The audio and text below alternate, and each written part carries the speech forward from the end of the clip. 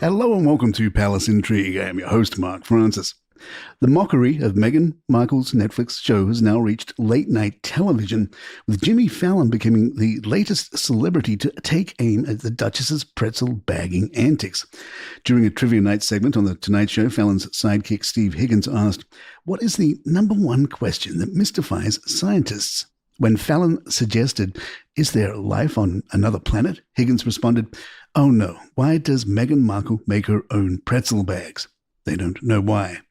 As the audience erupted in laughter, Fallon chuckled, "That's interesting. She takes it from one bag and puts it in another bag, and that confuses people." They were, of course, referring to that now infamous moment in With Love, Meghan, where the Duchess transfers Trader Joe's peanut butter pretzels into her own personalized bags with neat string bows. "This we're just going to put into a different bag," she explains in the show, later adding that she labels the contents for allergies despite already knowing her friend doesn't have one. The Duchess was twice scheduled to appear on Fallon's show in 2022, with her September appearance cancelled after Queen Elizabeth's death and a December appearance mysteriously scrapped after NBC claimed to have made a mistake with the announcement. Prince Harry did make an appearance last September, though he skipped the traditional interview format in favour of screaming his way through a haunted maze. Fallon joins a growing chorus of critics, including Netflix stars Whitney Cummings, Catherine Ryan and Christina Pazitsky, as well as Great British Bake Off judge Prue Leith, who bluntly stated she's not a Meghan Markle fan. Even Vogue Williams, whose husband Spencer Matthews is the brother-in-law of Kate's sister Pippa Middleton, couldn't resist commenting on Meghan's rainbow fruit platter, asking incredulously, "Who does that?" There is, however, a silver lining to Meghan's much-maligned cooking show, despite the critical drubbing. With Love, Meghan has apparently sparked a tourism boom for Montecito, the upscale California enclave the Sussexes call home. According to Samuel Jeffries, Senior Growth Marketing Manager at Boken Online, searches for Montecito have skyrocketed to 424,000 in the past month alone, with Montecito hotels searches surging a remarkable 354%. The show, while not filmed at the Sussexes' actual residence but at another local property, has even inspired wellness trends, with search for Wellness Retreat California rising 29%. It seems the Duchess's domestic activities have sparked culinary curiosity as well. Searches for family cooking classes have increased by 31%, while beginners cooking classes are up 25%. Even Meghan's beekeeping segment appears to have created buzz, with 198,000 people searching for beekeeping, a 22% increase. Perhaps the tourism boost will offer some comfort amid the storm of criticism.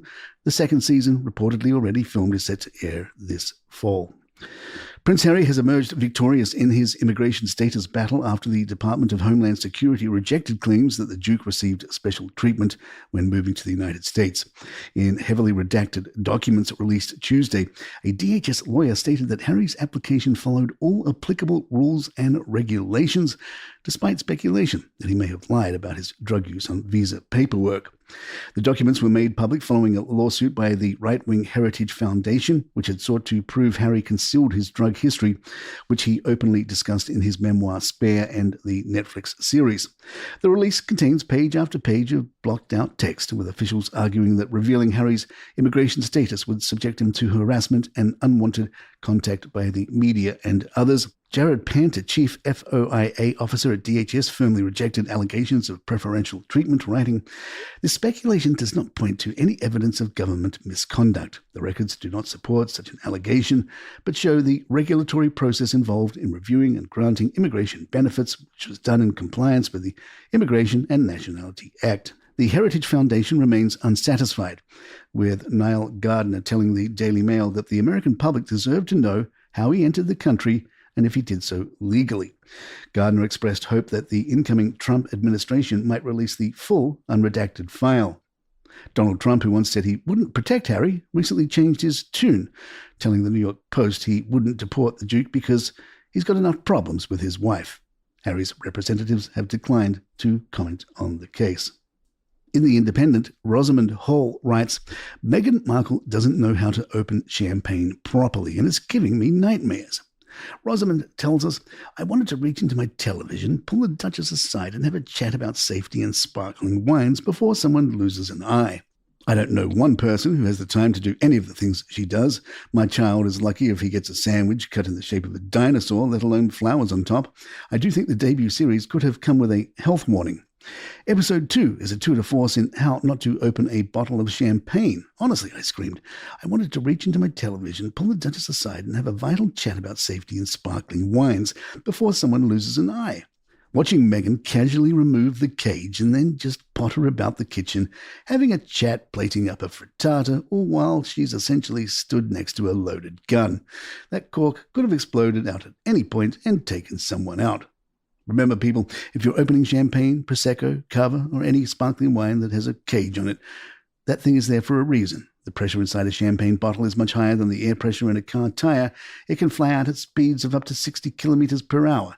Get the cork out as soon as the cage comes off, please, or better still, use the cage as a little bit of extra grip to safely open the bottle and enjoy. The Spectator's James Delingpole doesn't hold back in his assessment of the Duchess's show, writing, "The harder Meghan tries to persuade us that she is warm, approachable, likable, normal, homely, the more you're inclined to suspect the opposite."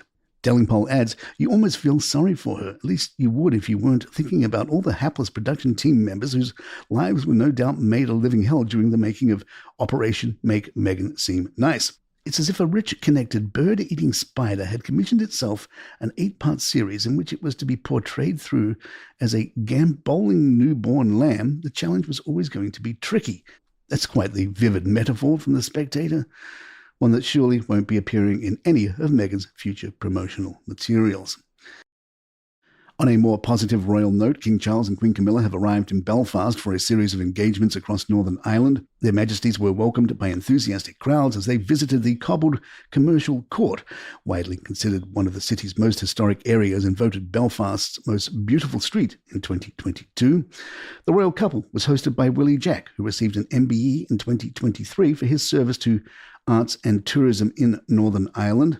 Jack has spent over 40 years in Belfast's hospitality business and alongside his wife Joanne has transformed what was once a rundown area into a vibrant community and tourist destination. Following their visit to Commercial Court, where they spoke with business owners, tour guides and florists, the King and Queen toured the Sea Holly Gallery. Established in 2019, the gallery supports and promotes local artists from across Northern Ireland, with traditional music playing in the background. Their Majesties viewed portraits of local people representing Belfast's diverse culture and workforces. The visit marks another step in the King's gradual return to public duties following his cancer diagnosis earlier this year, with the monarch continuing to balance medical treatment with a carefully managed schedule of engagements. Queen Mary of Denmark has returned to royal duties after being forced to cancel engagements due to illness. The Australian-born monarch visited a school in Valensbeek to observe work related to her namesake Mary Foundation, which tackles social issues including bullying, domestic violence and loneliness. This marks her first public appearance since March 5th, when she abruptly cancelled her attendance at the Heart Association's annual awards ceremony. During her school visit, Queen Mary met with students and heard from the school council about improving well-being throughout the institution. The royal couple has a packed schedule ahead, with a state visit to France from March 31st to April 2nd, followed by their daughter Princess Isabella's 18th birthday celebrations on April 21st, and then a trip to Japan at the end of April. Mary became queen when her husband Frederick ascended to the throne following Queen Margrethe's abdication in January of 2024. And there you have it. If you'd like to email us, our address is thepalaceintrigue@gmail.com. Please follow us on Spotify, Apple, or the app of your choice, and send us a review of 5 stars if you're enjoying the show. I am Mark Francis. My thanks to John McDermott. This is Palace Intrigue, and good times.